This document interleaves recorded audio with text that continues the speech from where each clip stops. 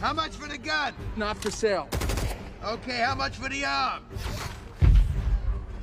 Oh, I'll get that arm.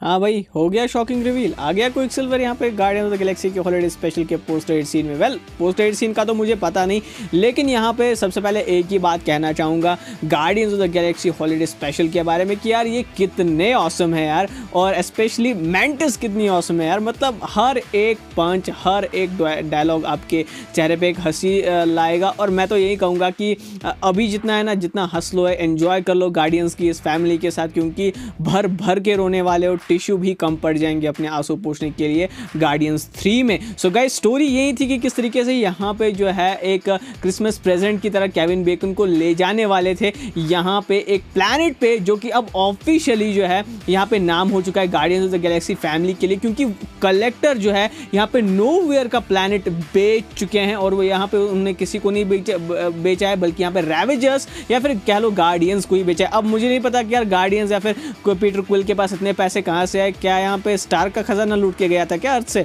और साथ ही साथ हमें ये भी पता चलता है कि मैटिस बहुत ज़्यादा इमोशनल फील कर रही है, या फिर किस तरीके से योंडू की स्टोरी। यार देखो, मेरी सीरीज से एक ही कंप्लेंट है जो मैं आपको अभी बता देना चाहता हूँ कि माइकल रूकर का कैरेक्टर यहाँ पे अगर उनको लाना ही था, then why didn't they bring it in the live action. वो एनिमेटेड करने की क्या ज़रूरत थी पीटर क्विल के उस योंडू वाले चीज़ को, वो शायद लाइव भी कर सकते थे, लेकिन फिर वो शायद से मतलब उस पीटर क्विल के छोटे वाले वर्जन को, यंगर वाले वर्जन को उन्होंने क्योंकि गार्डियंस 2 में दिखा दिया था, तो वो शायद मिलना उसका मुश्किल होता, तो that's why they did an animated. Otherwise मुझे लगता था कि ये सीन ज़्यादा इम्पैक्ट, जो योंडू की स्टोरी हमें स्टार्ट में बताई गई थी कि किस तरीके से वो क्रिसमस को रूइन कर देते हैं, क्रैगलन और क्विल के उन सारे प्रेजेंट्स को यहाँ पे कचरे के डब्बे में उनको फेंक देने के लिए कहते हैं, दैट इज सर्टेनली ऑसम। और वहीं इस सारी स्पेशल प्रेजेंटेशन का जो है बेस सेट करके जाता है। और यहाँ पे मैंटिस जो है वो यहाँ पे हम सबको पता तो है कि ईगो की बेटी है, लेकिन समवेयर जो है काफ़ी सारे लोग ये भूल गए थे कि यार इस नाते तो यार स्टेप सिस्टर भी हुई ना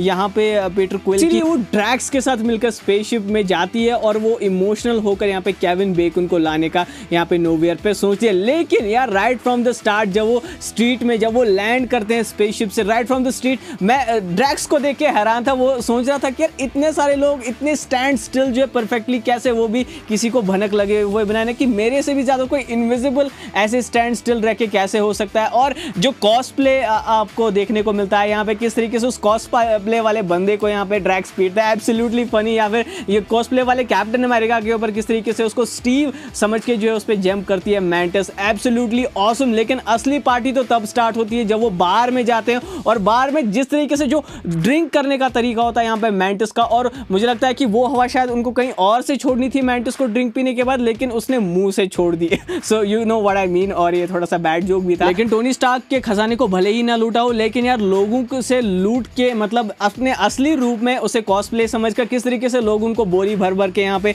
खजाने देते हैं, वो हमें यहाँ पे पता चलता है। और साथ ही में यहाँ पे जब केविन बेकन के हाउस में जाते हैं, मतलब यार पुलिस वालों की ऐसी की तैसी, केविन बेकन के घर की ऐसी की तैसी, और वो केन कैंडी स्टिक जो थी, या फिर जो है वो उस लिटिल मैन थिंग, उस एल्फ को जब उठाते हैं ड्रैक्स, और किस तरीके से उनको लगता है कि मैंटिस ने उस बनी को या फिर उस एल्फ को जो है कन्वर्ट कर दिया उस कैंडी स्टिक में, जो कि ऑलरेडी यहाँ पे मैंटिस के पास होती है। और केविन बेकन को पकड़ने के बजाय वो आपस में जो मस्ती कर रहे होते हैं, अरे यार मतलब पूरा पैसा वसूल कर दिया स्पेशल प्रेजेंटेशन। या फिर अगर आप उस सीन की बात करो जहाँ पे कैंडी स्टिक यहाँ पे पुलिस वालों को दे देती है मैंटिस, और सोचते हैं चलो हमने इनकी गाड़ी तो पलटी है ना, खुश हो जाएंगे इस कैंडी स्टिक से या फिर इस केन कैंडी से। तो यार मतलब मजा आ गया था उस सीन में। या फिर केविन बेकन को जिस तरीके से वो हिप्नोटाइज करते हैं, और जब उनको ये पता चलता है कि वो असली का सुपर हीरो कोई नहीं है बल्कि एक एक्टर है जिसने फुटलूज में भी एक्टिंग की थी, इसने सच में कुछ दुनिया को नहीं बचाया था। तो यहाँ पे मैंटिस को फर्स्ट टाइम यहाँ पे टकीला या फिर जो है कुछ ड्रिंक के वक्त जो है उल्टी आनी चाहिए थी, लेकिन वो एक्टर का नाम सुन के उनको यहाँ पे उल्टी आने लग जाती है अपने स्पेसशिप में। और जब वो यहाँ पे एक्चुअली में पीटर क्विल को वो सारी सरप्राइज वाली चीजें दे देते हैं, और जब केविन बेकन उनके सामने आते हैं, मतलब यार ग्रूट का मतलब वो फनी वाला सीन आपको लगेगा जब ग्रूट उस ट्रॉली में या फिर उस बक्से में भरकर लाते हैं केविन बेकन को, और पीटर इज लाइक यार ये तुम क्या कर रहे हो, मतलब स्मगलिंग क्यों कर रहे हो ह्यूमंस लोगों की, तो वो बहुत ज़्यादा फनी सीन था। और जब यहाँ पे हैरान होते हैं, सबसे प्लस पॉइंट, सबसे ज़बरदस्त सीन मुझे वो लगा जब यहाँ पे केविन बेकन रकून कह देते हैं रॉकेट को और बोल देता है चुप कर पे वरना मार डालूंगा तुझे, और उस यहाँ पे ड्रैक्स उन्हें पकड़ने की कोशिश करते हैं। और साथ में जब वहाँ से केविन बेकन भागते हैं और माय गॉड, और नेबुला को यहाँ पे पकड़ने के लिए कहते हैं वो यहाँ पे पीटर उनसे कि यार जाओ इसको पकड़ो, और वो गन लेके जाती है। मतलब यार मारना नहीं था, उनको मारने के लिए दौड़ रहे हैं सारे केविन बेकन को, और एब्सोल्युटली हिलेरियस। और लेकिन फिर जब यहाँ पे क्रैगलिन उन्हें कन्विंस करते हैं कि किस तरीके से बड़े होते हुए यहाँ पे पीटर को अपने क्रिसमस को एक्सप्लोर करने का या फिर अपने ट्रेडिशन को यहाँ पे फॉलो करने का ज़्यादा मौका नहीं मिला, क्योंकि योंडू उस टाइप का बंदा नहीं था। लेकिन that was only a half part of a story. और लेट मी से यू दैट जो केविन बेकन ने वो गाना गया था जब उनके सामने पूरा का पूरा नोवियर होता है या फिर जब वो गिफ्ट्स बांटे जाते हैं, वन ऑफ द बेस्ट, मतलब मेला लूट लिया। या फिर जो फर्स्ट सीक्वेंस में आपको जब यहाँ पे नोवियर में वो पहला बैंड वाला बंदा गिटार लेके खड़ा होता है और क्विल के सामने वो गाना गा रहा होता है, oh my god, and the song are the plus point highlight of the special presentation. और मुझे क्यों लग रहा है जेम्स गन को नहीं जाना चाहिए मार्वल स्टूडियोज को छोड़कर, उसे और ऐसे स्पेशल प्रेजेंटेशन मार्वल के लिए और मूवी डायरेक्ट करनी चाहिए, because none other than no person can do it like the James Gunn. जिस तरीके से उन्हें स्पेशल प्रेजेंटेशन को, मुझे ऐसा लग रहा था कि गार्डियंस का कोई स्पूफ वाला वर्जन, कोई कॉमेडिक वाली मूवी मैं देख रहा हूँ, ऐसी फीलिंग आ रही थी। और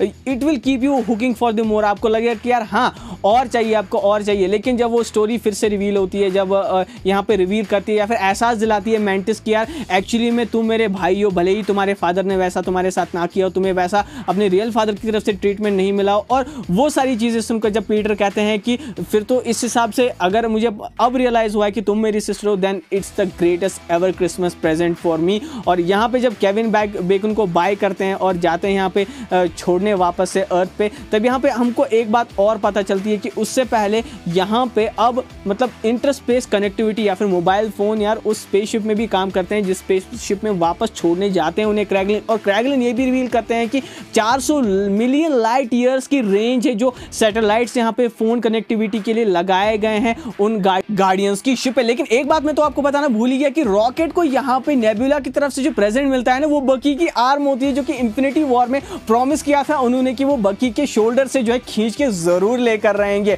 लेकिन यहाँ पे क्या ये असली आर्म थी, यानी कि क्या बकी के शोल्डर से ही निकाली गई वो आर्म थी, तो प्रॉब्ली वो प्रोस्थेटिक ही था। वरना यार बकी के सामने अगर नेबुला वो आर्म लेने जाती तो आर्म तो छोड़ो, वो बोलते तुम्हें प्रेजेंट किसी और को देना है, लेकिन बलि का बकरा मैं क्यों बनूं। तो इस हिसाब से बहुत ज़्यादा ज़बरदस्त है। लेकिन रॉकेट का रोल थोड़ा कम था, मुझे लगा कि ग्रूट का भी रोल उतना ज़्यादा नहीं था। लेकिन जितने भी सीक्वेंसेस में जितने भी लोग हमें गार्डियंस की टीम से नजर आए वो एब्सोल्युटली फिनोमिनल। पीटर क्विल को किस तरीके से योंडू जो है वो हाफ कंप्लीटेड स्टोरी जो बताई होती है क्रैगलिन ने, उसका आधा हिस्सा जब यहाँ पे पीटर क्विल बताते हैं कि एक्चुअली में यहाँ पे योंडू ने जब अपना गिफ्ट देखा तब उन्होंने वापस एक रिटर्न गिफ्ट भी दिया था उस यंग पीटर क्विल को, जो कि एक्चुअली में उनके ब्लास्टर गन्स थे। तो एक इमोशनल सीन था। और साथ ही साथ में जो पोस्ट क्रेडिट सीन में हमें देखने को मिला कि किस तरीके से यहाँ पे कॉस्मो और यहाँ पे रॉकेट ने सजाया हुआ है क्रिसमस ट्री की तरह ग्रूट को, और ग्रूट जो सारे डिजाइन को खराब कर देता है। तो हाँ, मिल गया यहाँ पे सिल्वर सर्फर, मिल गया यहाँ पे आपको सब कुछ। तो मुझे जरूर बताना कमेंट सेक्शन में कि आपको ये मजाक वाला पोस्ट क्रेडिट सीन, जो कि काफी सारे लोग कह रहे थे बहुत ही इंपॉर्टेंट होने वाला है गार्डियंस 3 के हिसाब से, तो वैसा तो मुझे कुछ लगा नहीं। लेकिन गाइस रेडी हो जाओ यहाँ पे अब एक प्योर इमोशनल राइड के लिए गार्डियंस 3 के लिए, क्योंकि ये स्पेशल प्रेजेंटेशन उसी मूवी के लिए एक्साइटेड करने के लिए फैंस को यहाँ पे थी। सो गाइस मेरी तरफ से इस स्पेशल प्रेजेंटेशन को जो रेटिंग है वो 10 आउट ऑफ 8.5 मिलने वाली है। और गाइस आपको ये वीडियो कैसा लगा, आपको ये स्पेशल प्रेजेंटेशन कैसी लगी, मुझे कमेंट सेक्शन में जरूर बताइएगा। और अगर आपको ये वीडियो पसंद है तो इस वीडियो को लाइक करें, शेयर करें, चैनल को सब्सक्राइब करें। मिलते हैं आपसे बहुत ही जल्द नए वीडियो में। Take care and be marvellous.